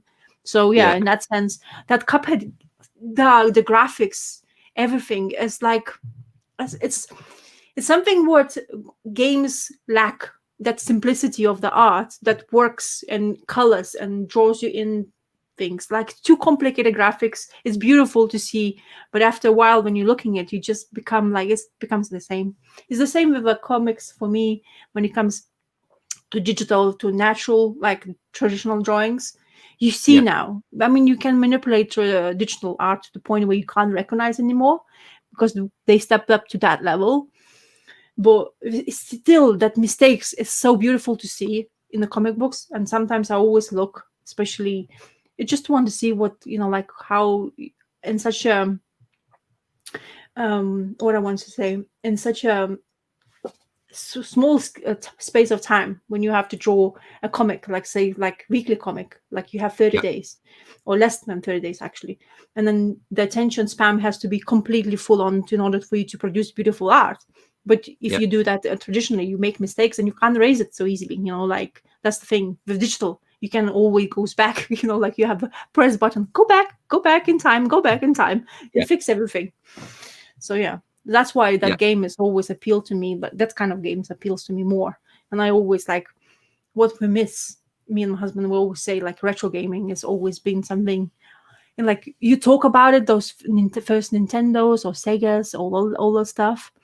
When hmm you just started with those television screens where you attach and then that hmm the sounds hmm and those cassettes you have to put in, is that's the yeah, charm about it. So I yeah, wonder what my nephew will be charm for him. What a disc, I guess. That's the charm for him will yeah, be. yeah, Like, yeah, I had to use this thing, like a yeah, disc. yeah, You have to spin it. You know how retro that is, kind of yeah, thing. yeah. Yeah. Well, I So. mean, the thing for me always is like, and I think we've talked about it when we talked about the Doctor Strange movie, like Mhm, some of the mhm, things that excite me about this technology is when you start seeing, because it's becoming so commonplace, when you start mhm, seeing people using that technology for something that looks different. Like mhm. Cuphead is using that technology that's there and making Yeah. something that looks different. Doctor Strange, the CG in there just Mhm. fucking looks different. It's taking a more kind of artistic Yeah. bent to it. Not that the other stuff isn't artistic, a Yeah. different kind of artistic bent to it. You know what I Yeah. mean? Like really Mhm. taking something and doing something that doesn't look like everything else and Yeah. using that technology that's there. And it's in it that for me, that's really exciting when that technology gets to a place that it's so commonplace that when something looks different than anything else, Yeah. it really, to me, it stands out. Like as soon as I saw the first promos for Cuphead, right away I was sold. I'm like, yeah, I'm marking it on the calendar. we bought it on Steam. Me and my son played it like for weeks, you know, all the time. Yeah. And it's, you know, and again, like I could give a shit about video games, but it was so much fun to play, and it was difficult. That one was way more difficult than Spinch. I would say Spinch is much easier than that game. There's some similarities in kind of like these boss fights kind of stuff, but Yeah. the gameplay is much easier. But it's such an exciting thing for me to see something that's completely different, and you know, yeah, I hope they do more. And the thing is, it was so unbelievably successful for them. I think they made a fair bit of money on it. Hopefully, again, that's this incentive of let's do more. You know, what else do you got? If you've got that idea brewing, what other kind of ideas do you have brewing? You know, I'd love to see it. There is the art book of that game. Yeah. They released, which I always wanted to, but they are kind of big, and I like it's popular and it's pricey and more. So I haven't yet put money towards it, because I like art books. They do feel like inspirational things. You can all look back and stuff, but I like content inside more. Like, you know, like a comic book. It's an art book, but it has plenty of information and the stories which you can enjoy. So in that sense, it makes sense more in my head. Yeah, totally. Yeah. So the other one I was going to talk about, I haven't finished reading it yet. So from Greg this time, there was a few other things that I got. This one I won't talk about very much because I haven't really read it. Just kind of quickly show you the other couple of things. So, did I do it? Yeah, there we go. So Pete Bagg, again, my guy from Hate and Neat Stuff. So this was a one shot with a friend of his, Dave Carino, and it's kind of strips that they had done kind of themselves. It was just something that they had done, and it's really it's almost like Johnny Ryan level offensiveness stuff. So I won't talk about it too much, but it's entertaining. The idea was that they were going to do it just for their own kind of for their own kind of shits and giggles, right? And the idea was maybe some of these would appeal in some of the alt weeklies, the newspapers, the alternative newspapers that were around. Yeah. So that one, you know, I've never read it before, so I thought I'd give that a shot. And then the other thing that I got from him was he had a bunch of 1984, the magazine. So he also had a batch of issues number 1 to 10. So I grabbed those as well. And it has one of the stories. One of the main reasons I got it is for the Richard Corbin story that's in. The other reason is because Adam has raved about it. Damien Sleepy Reader has raved about it, and they both said, like, yeah, you need to get this. This is something that I think you would really enjoy. So I haven't tucked into these yet, but the one thing I'll kind of quickly show from this is it's all black and white stuff until you get to Richard Corbin's Mutant World, and then it's his fantastic coloring just for his story in the middle of the book, right? And I mean, his coloring is exceptional. There's a kayfabe video recently where they look at some Richard Corbin stuff. I think it's either from Eerie or from Creepy. It might have been the Eerie collection, the hardcover. But I'm really, really excited to dig into that because I've never read Mutant World. But that aside, the one that I started reading was this from everybody's favorite Eclipse. And it feels like I'm starting to find these titles that are the ones that I thought would be impossible to find, like these graphic novels. And this is like a 100-page volume. And man, oh man. Like a premium format. Yeah, it's a bit of a bigger format. Yeah. Holy dude. Like, look at this. What the hell? Jesus. Children of the Storm. Like, stop look showing at us. Snow. Freaking art, man. Like, it's incredible. So it basically takes place in this castle.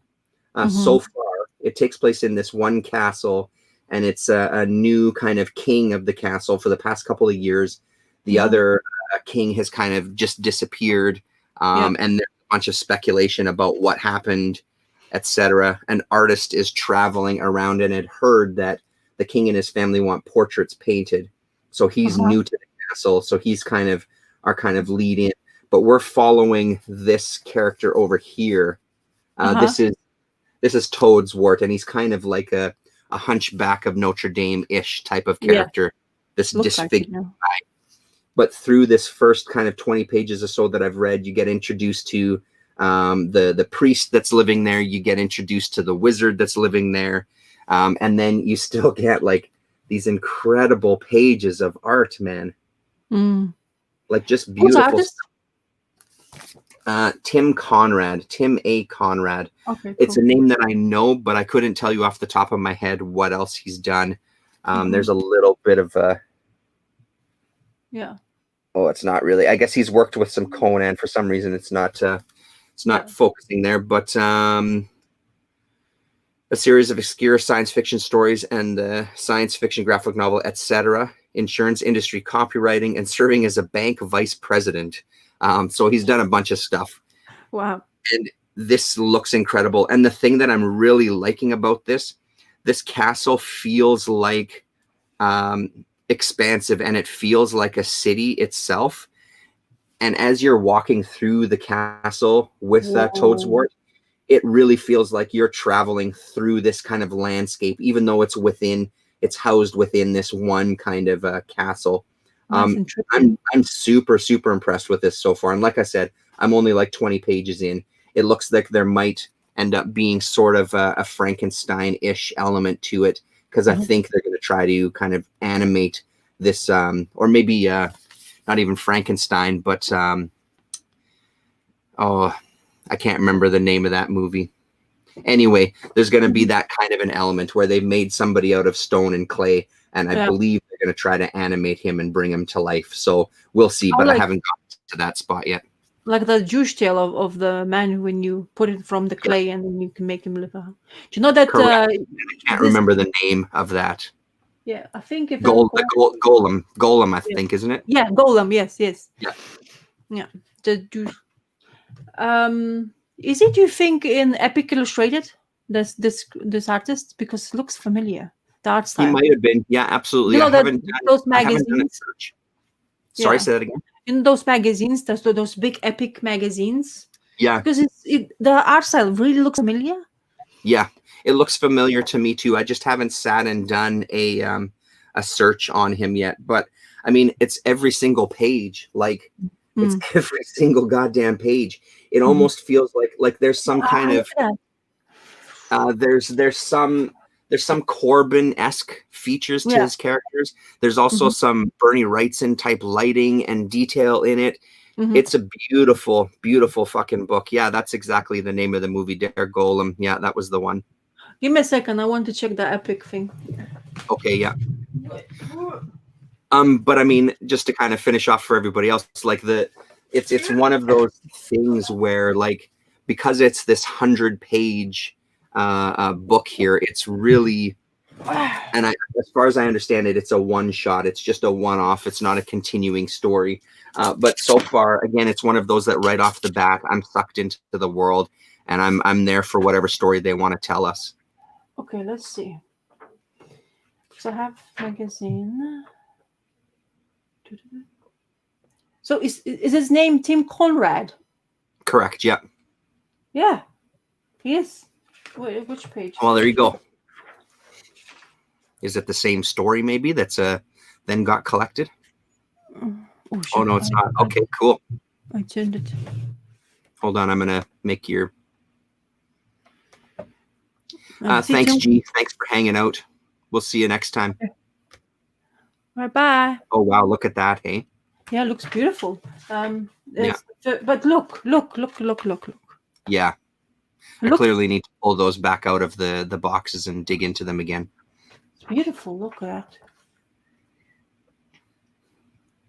So that maybe is this the same guy then? Because it looks. Yeah, it's got to be.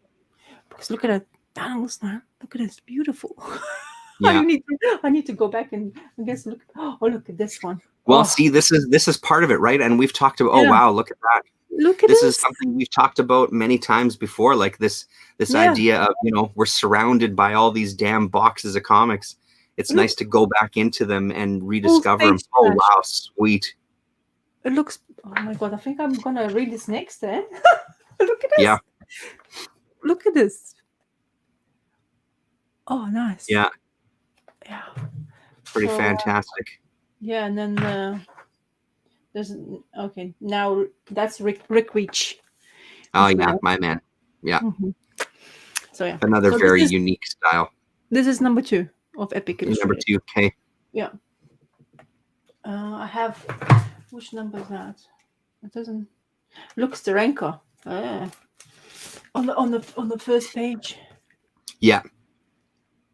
Because in Epic they had the final Galactus story is what it was going to be, and it never got completed. And that was one of the main draws with that Epic for me, anyway, because it's a fantastic story. As much as that was there, eventually his idea was that he was going to make Galactus the reason why we had the Big Bang and the universe was created. Was kind of his eventual idea for it, I think. Look, this is like it's Pepe Moreno, but you could think that could be a world of Mobius. Yeah. So cool. Yeah, super nice, man. Yeah. I'm rediscovering these things. Sorry. Yeah, no, it was a good magazine. Like Epic was really fucking good. Yeah. And again, it's that format, right? Like it's something that I don't find a lot of. Like when I go out to mini conventions and stuff, there's not many people that have boxes of magazines to flip through. It's the closest that we have to those European albums, right? Like, look, Jerry Jones look at that. pencils. Yeah, of course it is. Jeffrey Jones, yeah. Yeah. Of course. Oh, Jesus. Look at that. Yeah. Barry Windsor Smith. Oh, yeah. Beautiful. Oh, look at him.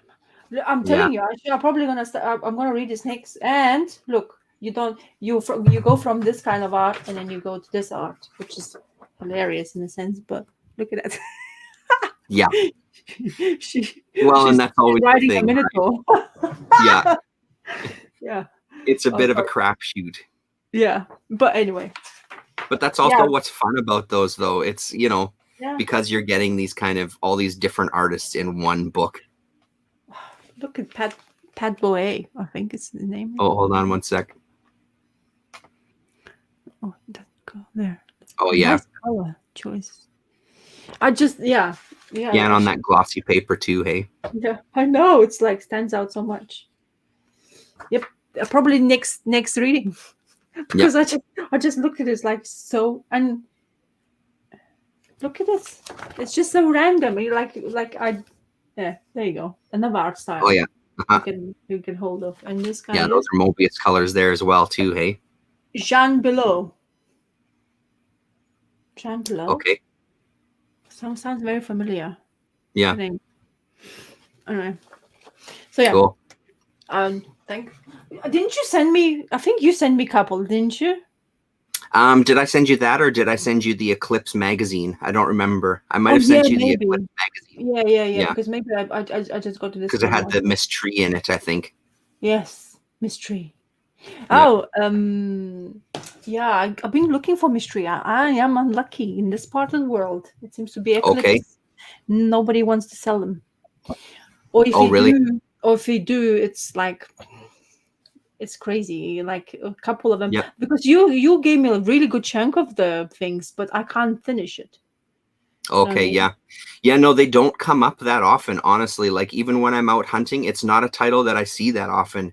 I mean, there was a period there, but I think the stuff that I did see at that time is stuff that I bought because I was just getting into it, right? But it's not a title you often see in much places. Even though it has that kind of it's got a good pedigree, I guess, or I don't know. It has this kind of rabid fan base. It feels like it's one of those titles that people that do have it, they ain't letting them go. They're not getting rid of them. Yeah, it's a good storytelling. I start reading the. I remember I showed you, remember I showed you that mini book collected like a prose. So my son ripped the cover. Oh yeah. So one of the charms of having a 2-year-old is your books gets ripped because that's how he reads it. And I was like, oh my God, don't rip it. And I saw it while he was doing that ripping and I couldn't reach him in time. I was like, whoa. Hmm. But actually, the reading is really entertaining, even though it's not comic. But I was reading it and it just reminded me of the, like, because I read already comic books, so I can imagine her, who she is, Yeah, like how she looks like and how she behaves. So in yeah, in the book, it's perfect for me to read now because I kind of like I know who she is and how she behaves and or how like her mannerisms. So when I'm reading about her and how she like says something to anybody, it's like I can pull the face in my head. It's like, oh, such a good read. Then it becomes yeah, such a yeah. good read for me. So Yeah, yeah. I found it the other day. I didn't pick it up. I saw it at maybe it was at a bookstore. I don't remember, but it is out there. I'll have to pick it up because that was the hard case Yeah. crime stuff, right? Yes, exactly. That's Yeah, the yeah, one. yeah. Mm. Which is a great company. Yeah, They have always those kind of the things we like to read, especially yeah, because the totally. crime based movie like storylines and stuff like that. Yeah, and they do a lot of good reprints too, like stuff that was either not published previously, or Mhm. sometimes stuff that was previously published. They're giving it another life. Mhm. They've done guys like Stephen King, uh, Mhm. um, Richard Stark. Uh, I'm blanking on his real name right Mhm. now, but yeah. So I mean, it's they've hit all the kind of heavy hitters, and then some names that I've never heard before. Mhm. Because I still have those. Those are I've kind of thinned out my paperback collection, but those are ones Yeah. that I still hold on to. I Mhm. haven't. Those aren't going anywhere. That hard case crime stuff. It's still kind of on the second layer of the bookshelf because I Mhm. can go too deep, kind of thing on these. Mhm. Mhm. Mhm. Did you read anything else this week, or Uh, was that kind of it for you? I think this is it. It's pretty As far good though. Oh yeah, I mean, I don't want to like I always been telling you, I don't want to overwhelm myself about too much storylines because that's like Invincible is continuous. Like I read every single evening before I go sleep, so I read You at do? least an Okay. Yeah. issue and a half. Yep. Because it depends, like is it a quick read or is it too much like going on in there? So, and of course, how tired I am. If I am too Yeah. tired, I can't read. But I like it because it makes such a like it's relaxing for me. Like I say, before go sleep, Mhm. read something, completely switch my mind off, and doesn't make Yep. me dream nightmares, which is perfect. Yeah. Yeah. Which I hate because I don't sleep well. Yeah. I am really like I get rattled when I dream nightmares because I usually very visible, like really visual, and sometimes it just shooks me for the rest of the day. If I Yeah. especially if I don't remember one of those. So yeah, Yeah. the reading something like more entertaining or fast act like pacing comic, it's really good for me to Yeah. prevent me Yeah. from having something like that to deal Hmm. with it in my sleeps. Oh, also, Um. Oh, I sorry. Go found ahead. Yeah. I found my husband's some of the Ooh. garbage pail kids things. Shush. So I didn't know that they were different format. So this one is Like in from original series, or 1985. This one is oh shit. Yeah. Those. Yeah. Because those look like couch. Oh tiny. man, that's cool. Imagine this being as a game or movie or cartoon. Yeah. Oh, that would be awesome. So that one, and then you have this. So was this all that he had left from his original I collection? think I do think so, Wow. and I'm handling them like that. But it's Yeah. like Yeah. 1985. This one as well. Yeah. This one is I don't know from which time, but there were stickers as well. I didn't know Yeah. That's right. Yeah. that one. Yeah, because I mean, the thing is, when I Mhm. had some from back then, I just stuck them on everything. Like I just peeled them off. Yeah, I didn't save 19, them. Oh, that's so good. 1985 as well. Yep. It's at the back. They have that little storyline. So Uh-huh. I start to read, but no, I'm not gonna read. It's Split 1985 it. again. Yeah. Good night, Enigma. Later, Enigma. Thanks for hanging out. Yeah. Rob Slop. That's funny. This one is the typical like Tommy gun. Amazing. Yeah, this one is like a newer version, like 2000 and something, I think. Yeah, I was gonna say because once they stop looking like Cabbage Yeah, Patch Kids, then you know it's yeah. newer. Mm, this one's great. Amazing. So Oh man.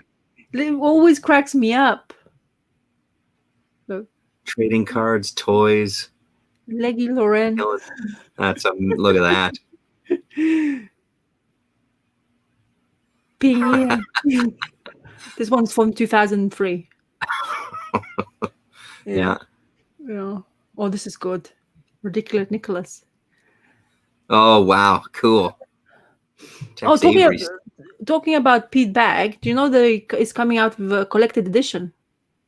Yeah, there's going to be a Hate collected edition because they've got a neat stuff like they did with 8-Ball. So 8-Ball, Yeah. they did a 2 hardcover kind of Yeah. slipcase edition. Then they did one for neat stuff. I imagine they're going to do it for Hate as well too. And they were old school. Rady K. Okay, cool. So nice. But they're like really smaller. Look how tiny they were in 1980.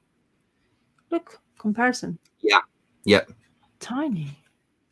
Anyway, Lindsay. It's pretty great that he still got some. Yeah. Fat Phil. And these ones are like chrome editions, I guess. Okay. Like Ooh, flashy. Crater Chris. And then in the back is, I don't know whether there's 2 of them. I don't understand, by the way. Yeah. So, and there's flip side. It's like, well, sometimes what they had was there was one card. If there was like a puzzle kind of thing in the cards, they would have one card that showed you what the puzzle was. And this is one. Oh yeah, that's a classic one right there. That's one for Halloween for you. Yeah. And they look at the back. That's freaky. Rats coming out with Mickey Mouse. Amazing. Anyway, they're so great, man. I'm gonna share it. I just saw it. I was like, oh yeah, I have to share it with you. Show it. Yeah. And they're so good. Those Yeah. I don't know. It's looking at those. It reminds me of, like, always think about you, and of course I think of Dr. Adam all the time because of the those trading cards collections. And I keep on laughing how good of organizers you are with your trading cards. Yeah. Well, but I mean, the thing is, like with those cards, man, like you get some really good, you're getting kind of a little bit of an art gallery depending on who's putting it out. And I mean, in the 90s, like, holy shit, man, they were putting out, everybody had a trading card set. It's still bookmarked on my eBay. There's a Richard Corbin set. Yeah, exactly. Yeah. Yep. You send it to me. I still have it. I never found any more of those. I only found just a few of them. Yeah. And I mean, look at that, like that style, that art style is so great. Exactly. It's just beautiful stuff. Yeah, I never took it out from that sleeve. Looks like, okay, I'm yeah. Neither did I. All the time I owned it, I never did either. Yeah. And some Frazetta for you. Yeah, cool. That's from the Frazetta 2, right? That's from the second run, or the Yes. Well, look at you, good knowledge on your trading cards, eh? Yeah. There was something else I was going to tell you, but I'm blanking on it now. Yeah, I completely flipped you with those trading cards. No, that's totally fine. Totally fine. Yeah. I guess it wasn't important. I'm looking around to see if there's something that's going to jog my memory, but I don't remember. Anyway, whatever. It's fine. Okay. Let's that was great.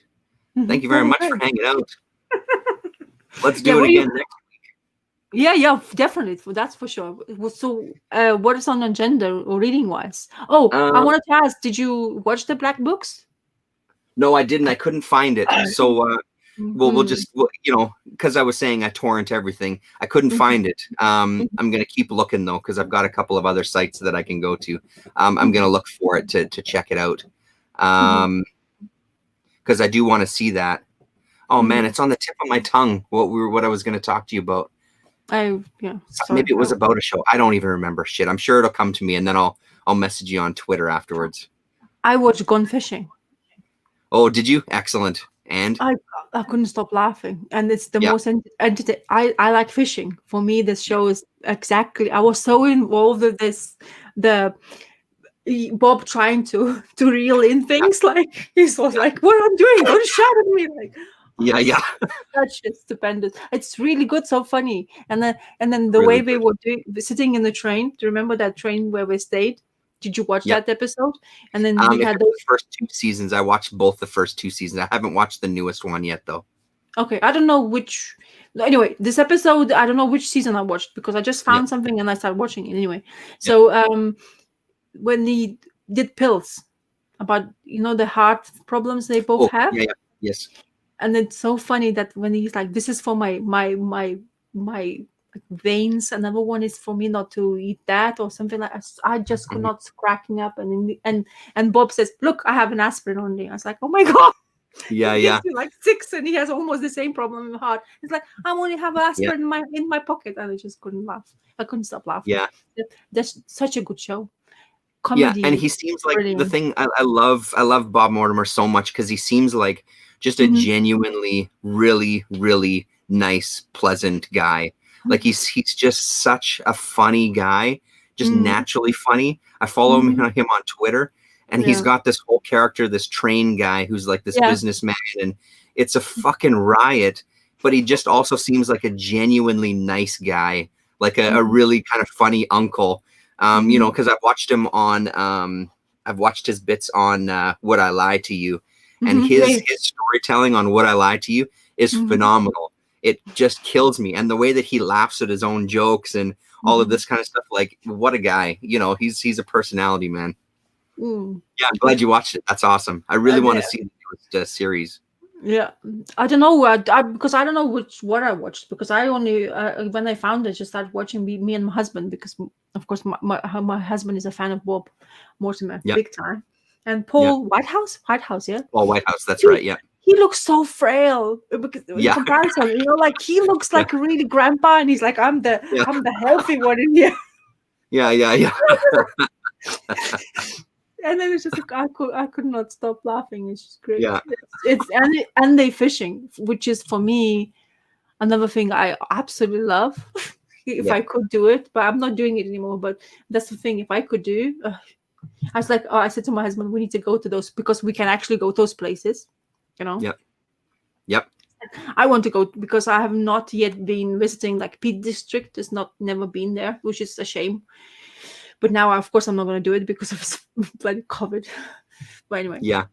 but Yeah. yeah, definitely a fantastic show. Oh, such a Well, good. and the thing is, like, and I guess I never really thought about that till right now. That's the Mhm. bonus for you. You can actually go to these spots that they fished. And if you Exactly. do, you have to take pictures of yourself there and send them to me. Oh, You have to do that. definitely. That's the thing already. As like I said to my husband, everything and hopefully everything gonna pass to the point of normalcy. I Yep. definitely want to because I kind of like all of like I've never thought that we have trout in this country, and they do. And it's like Yep. because it's entertaining fishing, like they attack the and you just like have to just be quick as they are.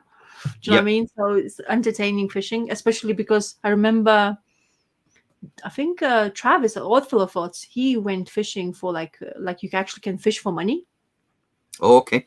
and he Yep. went fishing as well and stuff, and he was talking about like how entertaining is to fish for trout or salmon and something like that because they just Yep. attack because they're predators. Yeah. It's the same like a pike, you know what I mean? Yeah. The pike is just It's more of a fight with them. Yeah. Yeah. exactly is that the motion of actually being able to catch it. So yeah, so Yeah. I definitely want to go now because it's just such a beautiful place as it looks, and but they make it so beautiful. Okay, they make such a Of course. like picturesque everything, but when you Because go, they've I got mean, drones, they've got fancy cameras, and yeah, yeah, they're gonna make it exactly. look I'm not unbelievable. saying, yeah, I'm not saying they're not great. They are Yeah. Yeah. amazing, but you have to be in the right time and the right weather. In this Yeah. country, you have to be like, be lucky on that kind of things because you never know when it's going to turn. But Well, and yeah, the bonus for me watching it from here is like again, like I'm in the prairies. We don't hmm have that landscape here. We just don't. I have to travel quite a distance to get hmm anything that might even resemble it. But even that said, it just doesn't hmm look like that around here. It really no. doesn't. So the added bonus for me is seeing all these beautiful aerial shots Mhm, and mhm. just going, oh my God, that looks fucking incredible. And I'm in the moment, but then I look outside and it's like flat and straight and there's nothing, you know what I mean? It's like the prairies, we got nothing. Yeah. My country is flat as well. Like Yeah. I was brought up like that. Oh, Yeah. hello from Ireland. Hello. So my country is completely flat. But we have what we have is lakes and forests. like everywhere. You don't have to travel far. That's the thing. Distances. Cheers to you, Sima. And then and fishing is just that you just pick the destinations. You know what I mean? Where to go in my country, and we have those specialized programs on the TV as well, where to go fishing and stuff like that. And but in here, I want to talk. Those picture scenes, they are there. That the picture strict when they went into. I know I've seen pictures. I have never been. My husband actually been there, and he says it's as beautiful as they show it on that show. It's Wow. just majestic, and we are big fans of Cornwall. Yep. And all that part area where like quite a touristy part, but we are such a big fans. But so far away, 5 hours to drive. Once we were driving, it's supposed to be 5 hours journey from where we live. It took us 8. It took us 8 hours because of the traffic. Oh man, really? Hey. But the thing is, the best part was the minute we got to that destination, it was worth it. But we were knackered, so that day we just went to sleep. So we basically missed, because we don't go there for really like long times. We go usually went for like long weekend on something like that. Yeah. Hello, comic board. And then hello, comic. I send you some pictures. I'll show you if I remember. Yeah, no, for sure. Please do. Though that destination where we went and the view we saw, it was. I was like, oh, thank God we're here. But it's 8 hours. Yeah. Like, being in traffic is like the crazy. Worst. And I don't think that it's such a, like, it doesn't look so far. You know what I mean? Like in America, you can understand, or your country in Canada, it's a vast place. You know, if you want to drive somewhere, it's really long time. But in here, you don't. Because you actually can drive from where we are now, from where I am, to Scotland in 6 hours. So imagine when you take 8 hours. So you know what you're talking about. Like, well, I mean, for us, the next, the one that everybody knows is Toronto. We're only the next province over from Toronto. If I drove straight, like without stopping, 24 hours, I could be in Toronto. That's without stopping. That's just go.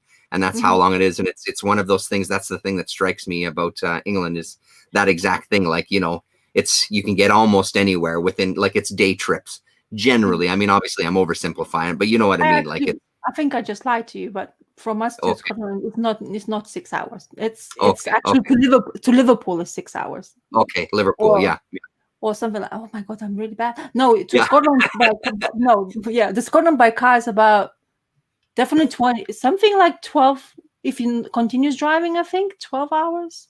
Okay, yeah. So it's not as close. By train is quick. That's the thing. That's why I'm confusing. I think the train ride is nice, but it's too expensive. Yeah. So you don't do that. Yeah. Okay. So next weekend. So what's you're gonna continue with Invincible? What else are you gonna? For sure. Are you gonna take it to those epic? You think? I think so, but I want to definitely maybe try to finish this, because it doesn't look like that much, to be honest. Because I was thinking I just read a couple of pages, but when I started flipping and show it to you guys, like, okay, I read actually quite a bit. So maybe I'm gonna finish this reading, but we'll see. Whatever comes my fancy. You remember that show yesterday? I was watching that Silver Age Gal and the live show. And they were talking about all the stuff, and I want to read some Batman now, because she makes me want to read DC a lot. Even Superman, she makes Superman interesting to me, which is kind of like, he's not an interesting character, but he's always kind of like, in this portrayal of him is always too great for me, kind of like he's like too good of a two shoes kind of guy.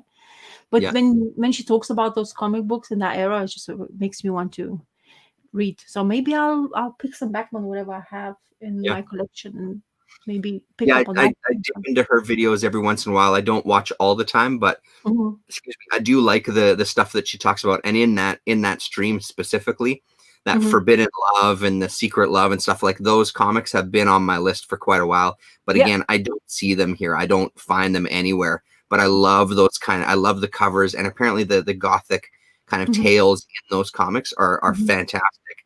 But I've never even read one of the stories, but those covers have always drawn me, and I thought they're amazing looking. So it was really cool to see her show that stuff off in that video.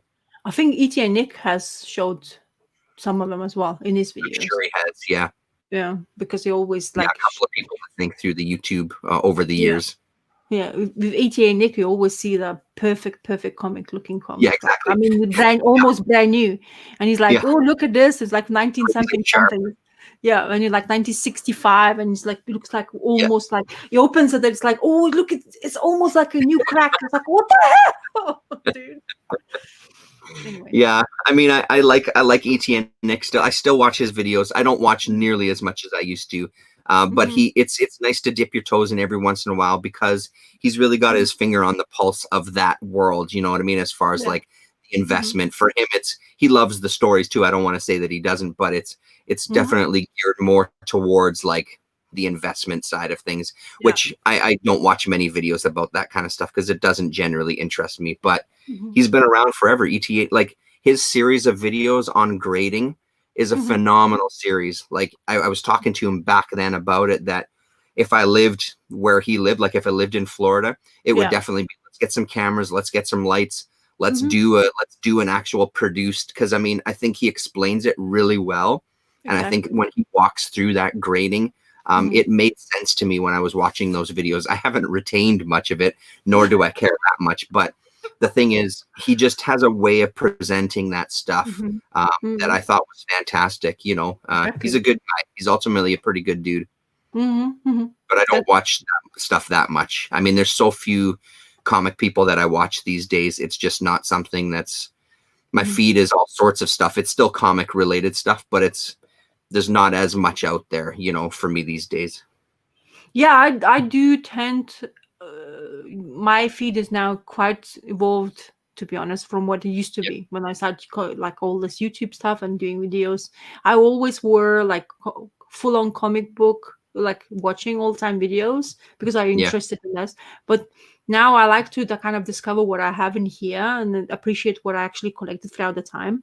So I yeah, tend not to watch too many of the stuff. Of course, favorite ones you have, like Sleep Readers always gets my attention because I like to see what he's reading, new stuff, and he yeah. has all that random things going on there. But for me now, I have lots of DIY videos, which is kind Oh of yeah, crazy. But because yeah. first I've been still building. I don't know if I remember. You remember telling you, but I was building some like a table, a tiny table with shelves. I don't know if I told you Okay, that, but I'm actually doing that, and I'm doing that nice. for the last maybe months, and I'm not finished yet. Yeah, But because I don't have tools, the right yeah, tools, so I have to work like like an old school, like with yeah, your hands kind of thing. So yeah, yeah, it takes me forever. But I'm gonna take a picture and show it to you. yeah, for Uh, sure. yeah, Yeah. when I finish. It's not So finished yet. like a little side table kind of thing. Yeah, it's like I do level work, and I need something like separate, and especially hiding because of my tools are quite sharp, so I need to Okay. hide them properly. So I need to build something where I can basically put them in, maybe even make locking mechanisms in those Uh-huh. drawers. So my husband, Mhm. my husband, not my husband, my son can't reach. So So my because husband he doesn't hurt himself. yeah, because you never know. Very Yeah, sharp tools, very sharp tools when they say those. yeah, But yeah, so I've never found the right solution or place because like I don't have dedicated area for that kind of stuff to do. yeah, So I decided to actually have like a tiny working table space with the two shelves. So I really wanted to do that. So I'm continuously working like 6 months now because I never like because I don't have the right tools. Also, I don't have the right elements to build that stuff. So I was just like every month I add something, I add some, I build, but it's definitely not square like those woodworkers are saying yeah, because yeah. I'm trying to cut the wood straight, but it not always happens. Okay, so I have to No, always it's hard without the work. power tools.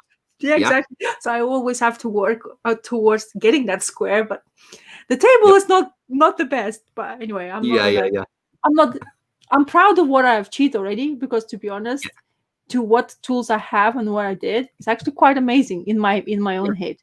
Do you know what I mean? But I Yeah, like it because it preoccupies me. Like I have to somehow find yeah, the space and the right head mind to do like go on with everything. So this kind of yeah. things really preoccupies my mind. So No, it's super fun that I made that.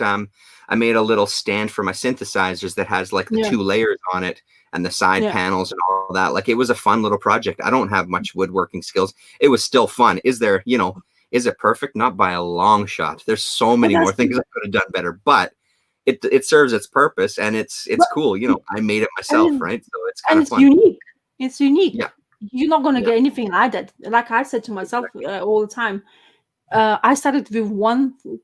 I found this for free table kind of top thing, but it's not the right thing. But I started with the wrong thing, and I started building around that thing to make a table, basically. Yeah, So I had the tabletop where I thought, okay, I can put legs. Easy. You think 4 legs, not a problem to cut. yeah, That's the first lesson I learned. The legs yeah, are yeah, very important, and they yeah, also have to be very, very square in order to actually work. yeah, So yep, from that point on was where I started wrong, but it's unique. I'll have yeah, it probably whatever I'm gonna, hopefully it will last as long as I think it will can be lasting. yeah, But if it will survive, it's something I did. I yeah, always look upon it and I will remember exactly my hard labor of sewing with your yeah, hands, like yeah, you know, that yeah. oh, my shoulder Well, I is mean, actually this quite this achy. table right here, this was a bought table, but I mean, I'm barely moving it. It's super wonky, like my computer is on it. Yeah, And that's one that I bought, the I one that mean, has the crack stuff on it. I mean, yes, I got it secondhand, but still, like, so yeah, even when you're getting professional stuff, it's still not going to be perfect. So exactly, yeah. yeah. Okay, I'm gonna hit the end broadcast. Yeah. Bye. Bye to Thanks, everybody. everybody that hung out, and then those of you watching later, we appreciate it. Thank you. We'll try to be here again next Sunday, Yeah. maybe back to kind of our regular time, but we'll see what the weekend is looking like. Yeah. I'll try to post a video letting Mhm. everybody know. Thanks very Yeah. much. I'm hitting the button over here, and then I got to do this.